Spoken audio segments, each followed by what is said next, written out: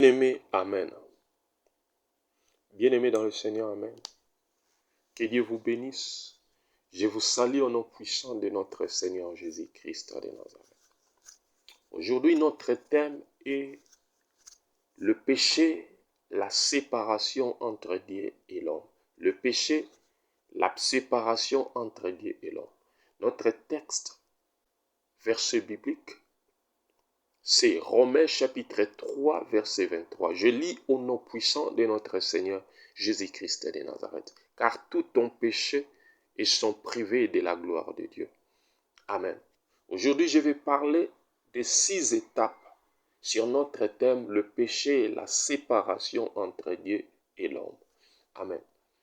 Amen. Première étape. Bien-aimés dans le Seigneur, mes frères et sœurs, les mots péché est souvent mal compris. Beaucoup pensent que le péché, c'est seulement faire de mauvaises choses, voler, mentir, tuer. Mais le péché, selon la Bible, va bien au-delà de nos actions visibles, bien-aimés. C'est un état de cœur, une nature corrompue qui s'oppose à Dieu. Amen. Le péché n'a pas commencé dans le riz, bien-aimé dans le Seigneur, mais dans le jardin d'Éden. Amen. Quand Adam et Ève ont choisi de désobéir à Dieu, quelque chose de terrible s'est produit. La communion avec Dieu a été rompue. Depuis ces jours, bien-aimés, l'humanité vit séparée de son Créateur. Amen. Le péché n'est pas seulement une erreur morale, mais c'est une séparation spirituelle. Amen. Et toute séparation avec Dieu conduit à la mort spirituelle. Qu'est-ce que le péché? Qu'est-ce que le péché? Bien-aimé dans le Seigneur, le péché, c'est manquer la cible. Amen. Le mot grec amarsia veut dire manquer le but. Bien-aimé dans le Seigneur, le but de Dieu pour l'homme, c'est de refléter sa gloire. Quand nous vivons sans Dieu, nous manquons ce but, bien-aimé. Romains chapitre 3, verset 23. La Bible déclare, tout ont péché et sont privés de la gloire de Dieu. Bien-aimé dans le Seigneur, le péché, c'est la désobéissance à la parole. Dans 1 Jean chapitre 3, verset 4, la Bible déclare, le péché est la transgression de la loi. Quand Dieu dit, ne mange pas et que l'homme mange, ce n'est pas une simple erreur, bien-aimé dans le Seigneur, c'est une rébellion contre l'autorité divine de Dieu. Les péchés, c'est vivre selon la chair, bien-aimé dans le Seigneur. Dans Romains chapitre 8, verset 7, la Bible déclare, l'affection de la chair est inimitié contre Dieu. Bien-aimé, c'est-à-dire, la chair veut satisfaire ses désirs, alors que l'esprit veut plaire à Dieu. Le péché, c'est quand la chair domine l'esprit. Amen. Bien-aimé, amen. Troisième étape, les conséquences du péché. Bien-aimé dans le Seigneur, les péchés, c'est séparer de Dieu. Les péchés, c'est séparer de Dieu. Amen. Dans Ésaïe chapitre 59, verset 2, la Bible déclare, ce sont vos crimes qui mettent une séparation entre vous et votre Dieu. Bien-aimé dans le Seigneur, c'est-à-dire, l'homme peut prier. Bien-aimé dans le Seigneur, l'homme peut prier, chanter, même servir à l'église. Mais s'il vit dans le péché, il est spirituellement éloigné de Dieu. Amen. Le péché conduit à la mort. Bien-aimé dans le Seigneur. Dans Romains chapitre 6, verset 23, la Bible déclare, le salaire du péché, c'est la mort. Cette mort n'est pas seulement physique, bien-aimé, c'est la mort éternelle. La rupture définitive avec Dieu. Les péchés volent la joie et la paix. Bien-aimé, regardez David, après son adultère avec Bathsheba. Bien-aimé dans le Seigneur, Psaume chapitre 51, verset 12, la Bible déclare, rends-moi la joie de ton salut. Le péché vide le cœur, enlève la paix, bien-aimé dans le Seigneur, apporte la culpabilité, la honte et la perd. Amen. Bien-aimé, amen. Le péché attire le jugement. Bien-aimé dans le Seigneur.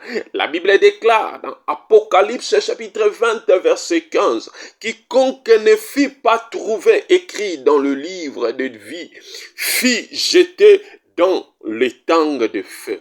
Dieu est amour, mais il est aussi juste, bien-aimé dans le Seigneur. Il ne peut pas laisser le péché impuni. Amen.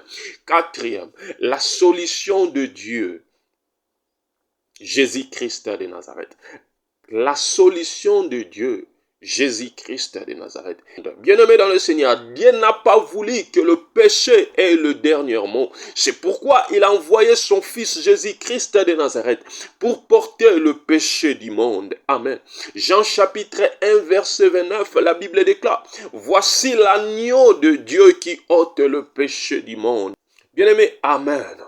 Jésus a été cloué sur la croix. Non pour ses fautes, bien-aimés, mais pour le nôtre, bien-aimés dans le Seigneur. Sur la croix, il a pris nos péchés, notre honte, notre condamnation. Amen. 2 Corinthiens chapitre 5 verset 21. Celui qui n'a point connu le péché, il a fait devenir péché pour nous, afin que nous devenions en lui justice de Dieu. Bien-aimés dans le Seigneur, la croix, c'est la rencontre entre la justice de Dieu et l'amour de Dieu.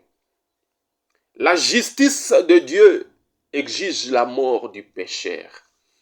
Amen. Bien-aimés, je répète, la justice de Dieu exige la mort du pécheur. L'amour offre un substitut, Jésus-Christ de Nazareth, meurt à notre place. Et par sa résurrection, Jésus nous donne une nouvelle vie. Amen. Dans Romains chapitre 8, verset 1, la Bible déclare, il n'y a donc maintenant aucune condamnation pour ceux qui sont en Jésus-Christ de Nazareth. Bien-aimés dans le Seigneur, 5. Comment vaincre le péché? Comment vaincre le péché? Reconnaître son état. 1 Jean chapitre 1 verset 9. La Bible déclare, si nous confessons nos péchés, il est fidèle et juste pour nous les pardonner. Le pardon commence par la reconnaissance. Tant que tu caches ton péché, il te domine. Amen. Bien-aimé, amen. C'est repentir sincèrement. La repentance, ce n'est pas seulement regretter. La repentance, ce n'est pas seulement regretter, bien-aimé. C'est changer de direction. Dans Proverbe, chapitre 28, verset 13, la Bible déclare, celui qui cache ses transgressions ne prospère pas, mais celui qui les avoue et le délaisse obtient miséricorde. Amen. Bien-aimé dans le Seigneur, recevoir Jésus comme Sauveur et Seigneur. Il ne suffit pas de croire en Jésus intellectuellement. Il doit régner dans ton cœur comme ton Seigneur et Sauveur. Amen. Amen. Vive selon l'Esprit. Dans Galates chapitre 5 verset 16, la Bible déclare, marchez selon l'Esprit et vous n'accomplirez pas le désir de la chair. Amen. L'Esprit Saint te donne la force de dire non au péché et oui à Dieu. Bien-aimé, l'Esprit Saint te donne la force de dire non au péché et oui à Dieu. Amen. Persévérer dans la parole et la prière, bien-aimé dans le Seigneur. Le péché s'affaiblit quand la parole s'enracine. Je répète, le péché s'affaiblit quand la parole de Dieu s'enracine. Dans Psaume chapitre 119, verset 11, la Bible déclare, je serre ta parole dans mon cœur afin de ne pas pécher contre toi. Amen. 6. Mes frères et sœurs, mes bien-aimés dans le Seigneur, Le péché est un ennemi invisible, mais réel. Il détruit, divise et conduit à la mort. Mais la bonne nouvelle, c'est que la grâce de Dieu est plus grande que le péché. Amen. Dans Romains chapitre 5, verset 20, la Bible déclare, là où le péché a abondé, la grâce a surabondé. Amen. Aujourd'hui, bien-aimé dans le Seigneur, Dieu t'appelle à quitter le chemin du péché et à revenir à lui. Tu peux être libéré, bien-aimé, restauré et purifié. Le sang de Jésus-Christ de Nazareth n'a pas perdu sa puissance, bien-aimé dans le Seigneur. Bien-aimé dans le Seigneur, revenir à Dieu. Bien-aimé dans le Seigneur, aujourd'hui, Dieu t'appelle à quitter le chemin du péché et à revenir à lui. Tu peux être libéré, restauré et purifié. Bien-aimé, le sang de Jésus n'a pas perdu sa puissance. Je t'appelle aujourd'hui, bien-aimé. Je t'appelle aujourd'hui, bien-aimé dans le Seigneur, à la repentance. Répands-toi, bien-aimé, dans le Seigneur, avant qu'il soit trop tard. Répands-toi. Bien-aimé, priez avec moi. Seigneur Jésus, je reconnais que j'ai péché contre toi.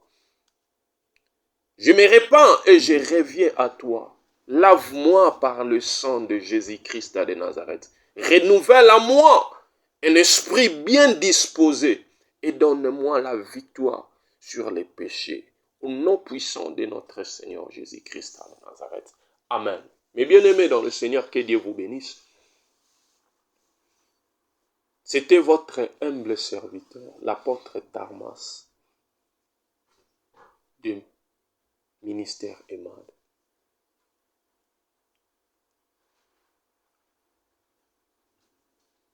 Que Dieu vous bénisse. Bye bye.